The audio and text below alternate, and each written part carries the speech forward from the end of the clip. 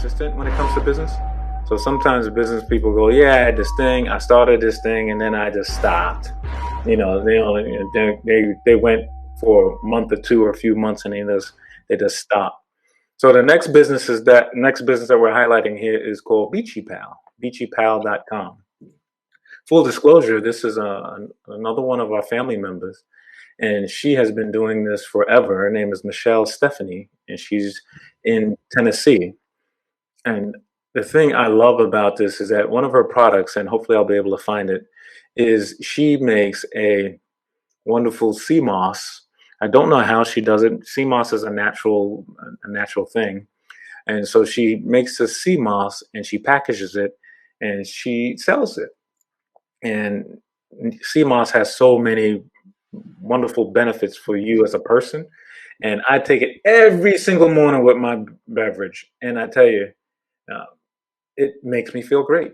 It helps with my digestion. I know it promotes weight loss. And this is overall, one thing I did read is that it has more protein in it than if you had chicken or if you had like that kind of meat. Sea moss does it. And so you can see her from her website. She sells a variety of things. She is just so amazing. And she is unbelievably persistent. She's been doing this for years and she don't care. Like when she started out, she's like any other business. Some businesses go, yeah, well, no one liked my post or something, so I'm gonna stop. She don't care. she is keeping growing. And this business, as you can tell, has so many things on it.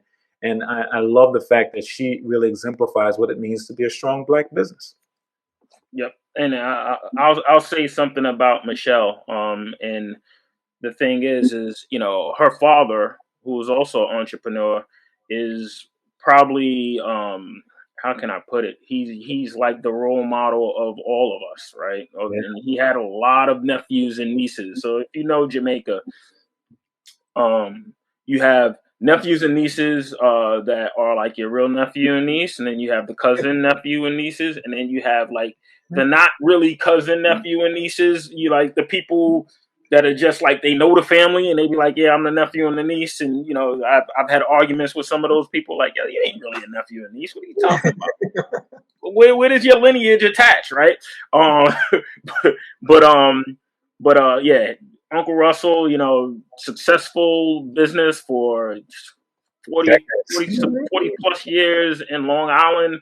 And I think he's really the catalyst for helping Michelle sculpt this being that she is. That's just like, we're going to do it. And I don't need an employer. No one's going to tell me how I'm going to do this because we're going to figure out a way, right? She's going to figure out logistics. She's going to figure out every little piece of the pot and needs to be put together to make things happen, which is awesome. And as far as Beachy Pal products, I bought a shea butter with turmeric mix because I had a really bad fall off my bike, and I wanted to, get the healing to happen. And if you can't tell, there's still a little scar that's left, but I haven't been sticking to using this thing all the time. But initially when that cut happened, it looked like I fell off of a bike. I mean, like it was a really, really bad rash. You would have thought that my arm was never going to come back. And this was only, like a month and a half ago. And it's worked wonders. Yeah. And yeah, to say more about Uncle Russell, I remember years ago, he had a Jamaican bakery in Long Island. And I would go there and I would say to myself, man, he is such an example of like someone who didn't care about anything else. He treated his employees well. He had that bakery for decades, and he was just to the point where he would sell them beyond the bakery. He would sell Jamaican food to other restaurants and other places around. I think now that is phenomenal. And you're right about Michelle keeping that spirit alive, and that spirit has permeated us to a certain degree. So she has been amazing. I always wish that I would have worked there so I could have learned how to make his bun because I can't find a bun that's like comparable, right? That can even barely match up to Uncle Russell's bun. And I'm like, oh man. Man, you make me think about this. Where I'm at here, I can't recall getting a good bun. Period. I was gonna say some time frame, but as long as I've lived here, I don't remember I have to go to New York or somewhere in between to get a good bun. I And mean, you could go to Jamaica. well, I could do that. And my brother, Jamaica's probably closer to New York, technically. my, well, it is miles wise. My brother-in-law, he probably knows a good Jamaican restaurant to get that from. Yeah, He you probably should. does. Um, so shout out to Beachy Pal. Thank you so much for all the stuff that you do. The next business I'm going to share here is Marriotta's New Theater in the Square. Uh, this is a brother who his name is Raul Thomas. He's from Puerto Rico. He is such a great person. When I was looking to get a show that I had written um, somewhere, I got a lot of discrimination, in my opinion, here in Atlanta, and it wasn't overt discrimination. It wasn't people saying, "Oh yeah, you're black, you can't have your show here." But they were saying things like, "Well, you need a writer for $5 million on insurance in order for you to have a stage reading in our location." That's an example of that kind of racism that I encountered. It was real to me. At the time, I was just pushing through. I was like, "Nah, I'm gonna get my S going. I'm gonna get it out there. Somebody's gonna see it. I don't care if they like it or not. It's somewhere." And I came across Raul. I think I went to one of his shows that one of my actors were in, and then I met him and had this great conversation with him. And he's a New Yorker. He's from the Bronx. He's a fantastic chef. He's got a kitchen here also in Cobb County called Raul's Latin Kitchen. Award-winning chef, and he's got this phenomenal theater.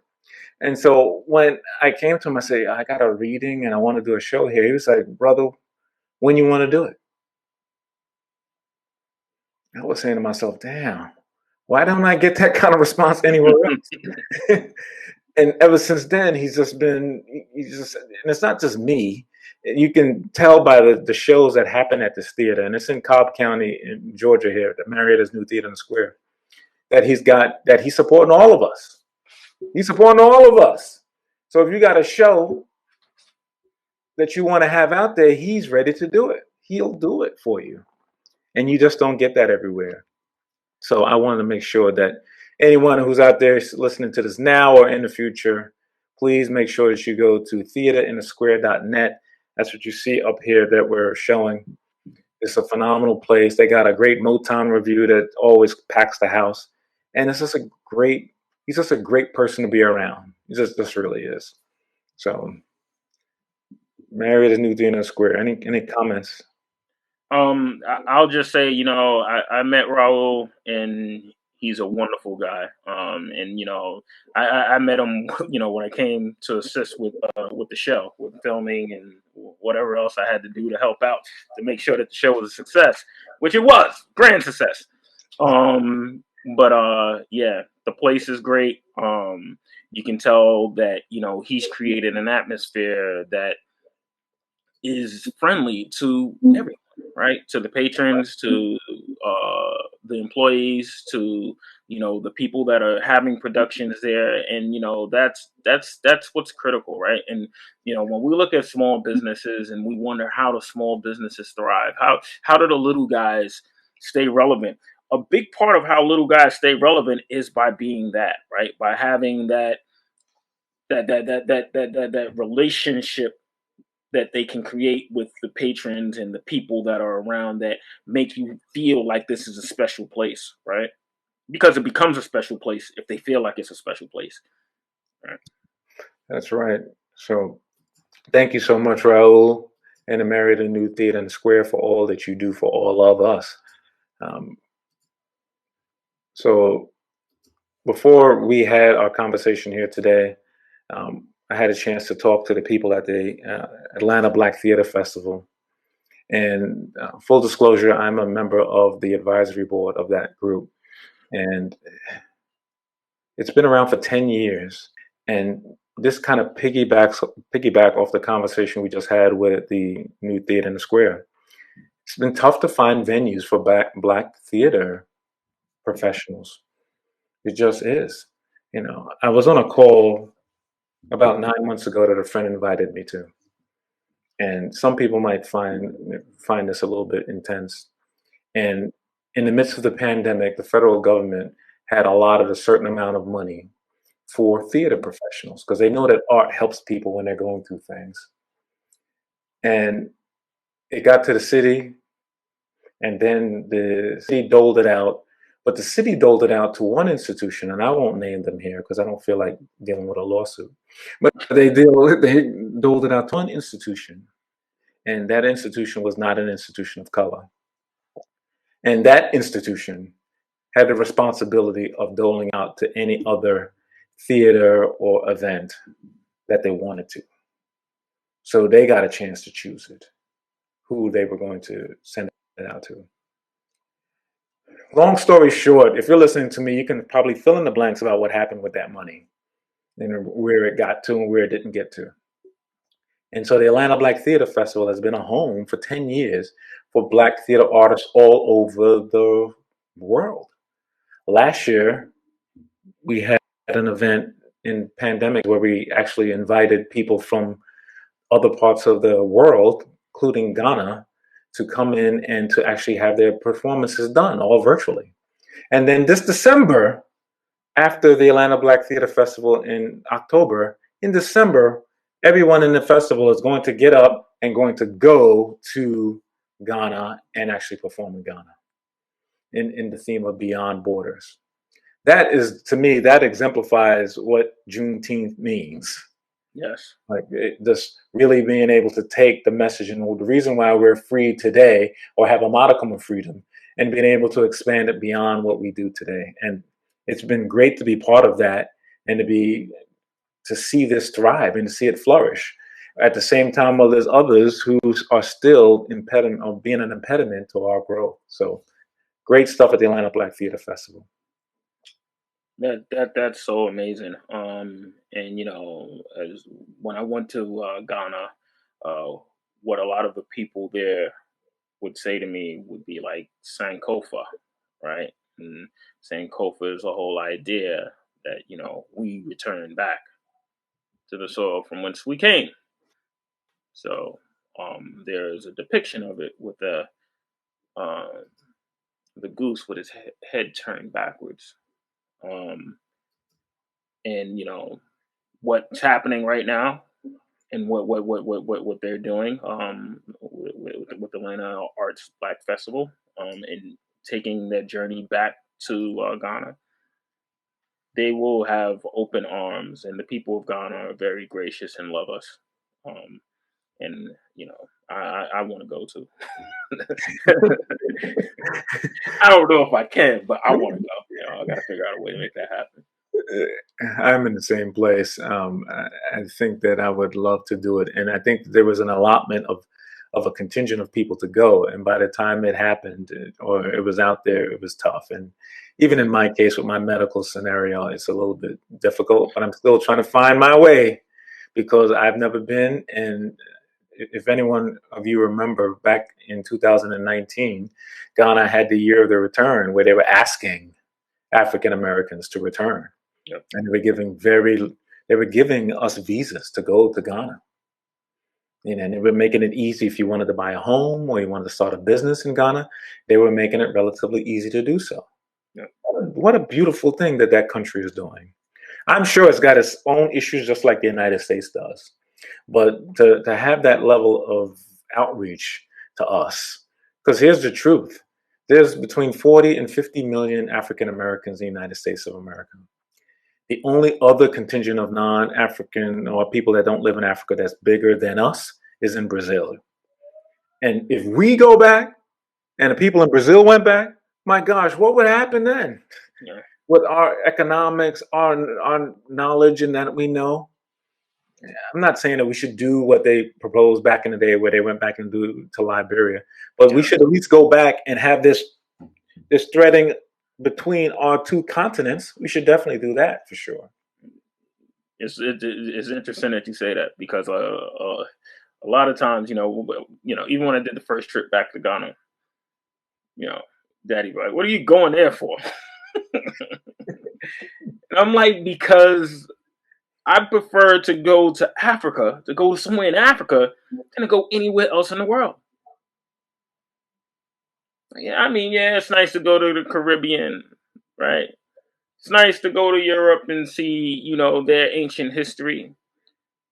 But I want to go from where our people came from.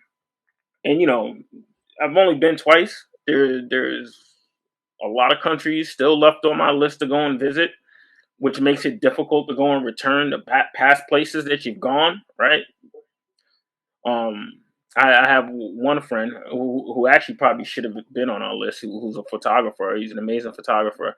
And he actually just said, forget it one day. He said, forget it. I'm going to go travel.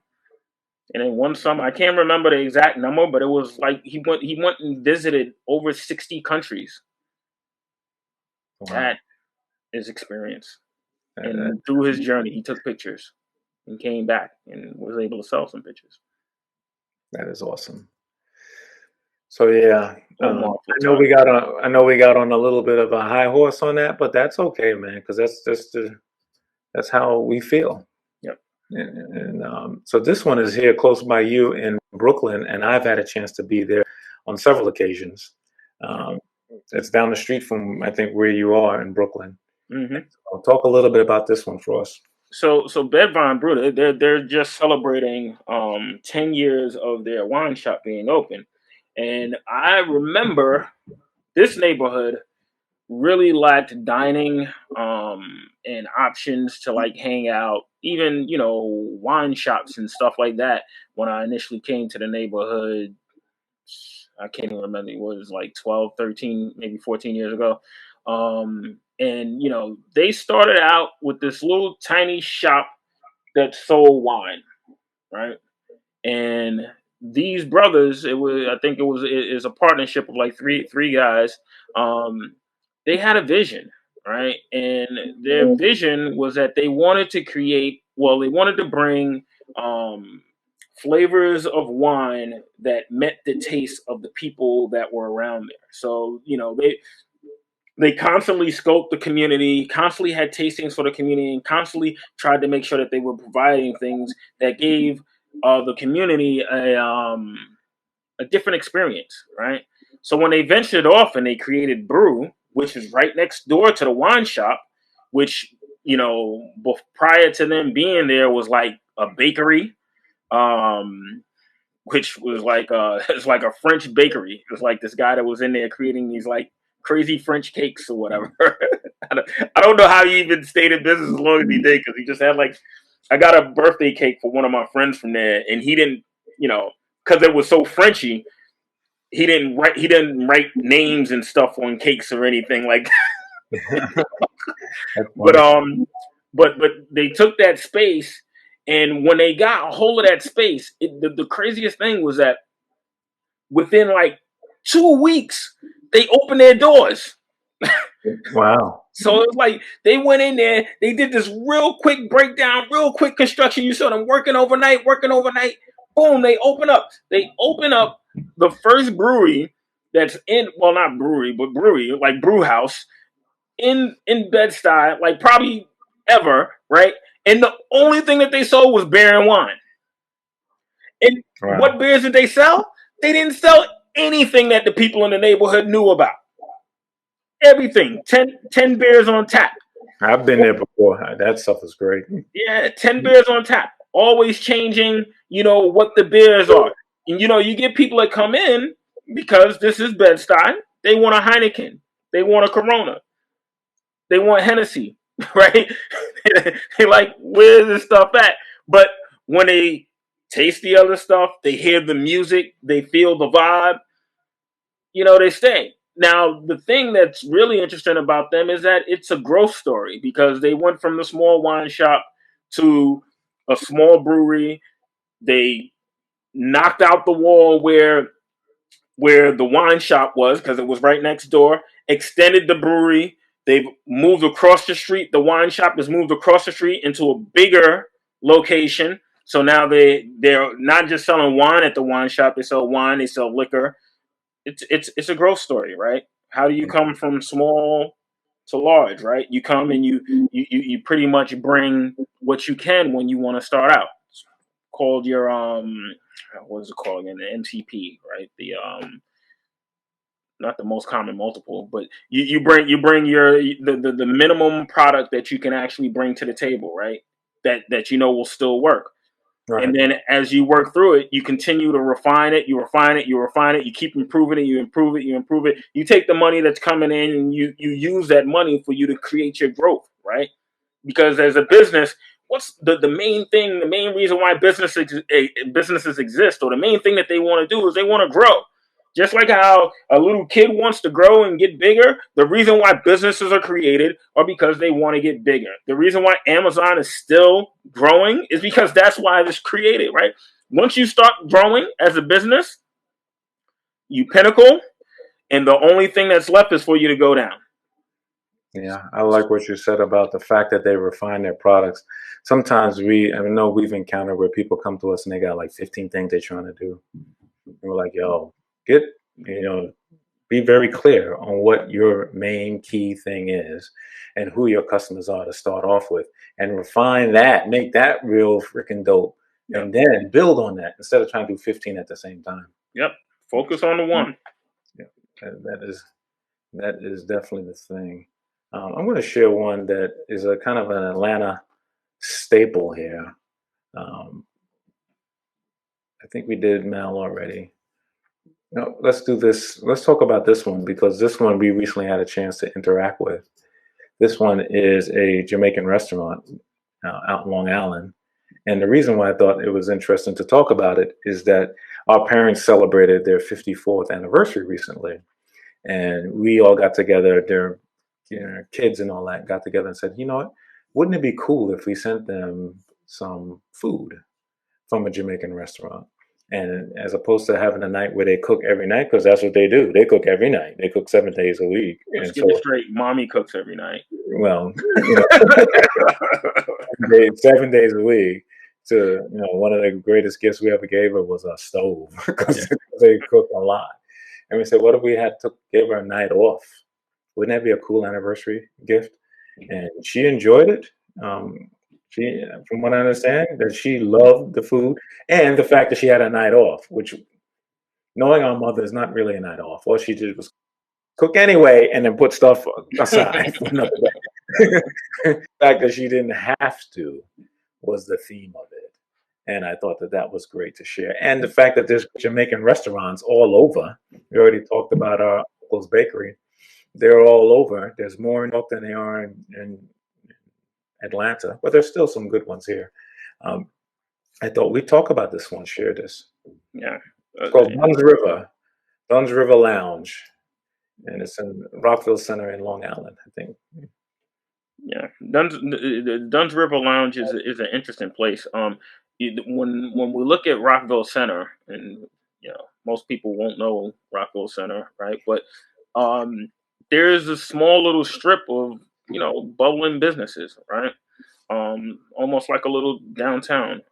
In Duns River, they found a little place to be over there, right? It's right close to the train station. And what they do is that they try to have this night crowd come out. Long Island really lacks that, right? So they're capitalizing on a need that's there. And if you have good food to go along with a nice party, you can't beat that, right? So yeah, great mission. Great service that they provide. And giving people an option, being able to enjoy themselves, is really great. Yeah, thanks for that. I think that we'll transition now to talk about some of our just personal friends and some of the businesses that they have. And it's so interesting to me because from my perspective, almost every friend that I have or that I know has a business. So like almost everyone. So it doesn't matter whether they're working somewhere else in the day, like a 9 to 5, or they are working solely as an entrepreneur. I can't recall someone who does not have a business. And that includes a lot of artists and writers. They all got a business. This is like the best time to have one. This is what we put this whole show together to be around, or to be focused on. So we want you all to think about this. And for those of you that we can't, because we can't show everybody, but we'll show some of the people that we know of.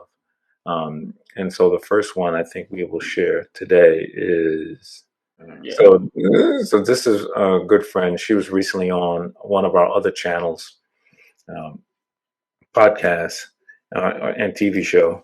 And she is a military veteran that is based in in Los Angeles. And she's on the West Coast, and she is fantastic.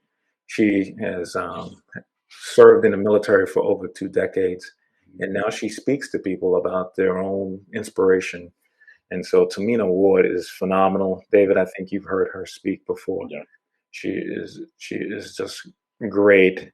And so check her out. Her website is called CoachTominaWard.com. And so go ahead and link in with Tomina. I've got so many of these great friends here. So any comments before we move on to our next person? Yeah, I'll just say, yeah, I've heard Tomina speak, several times on your podcast, and it's just like, wow, I hear her talking, like, wow, she's powerful.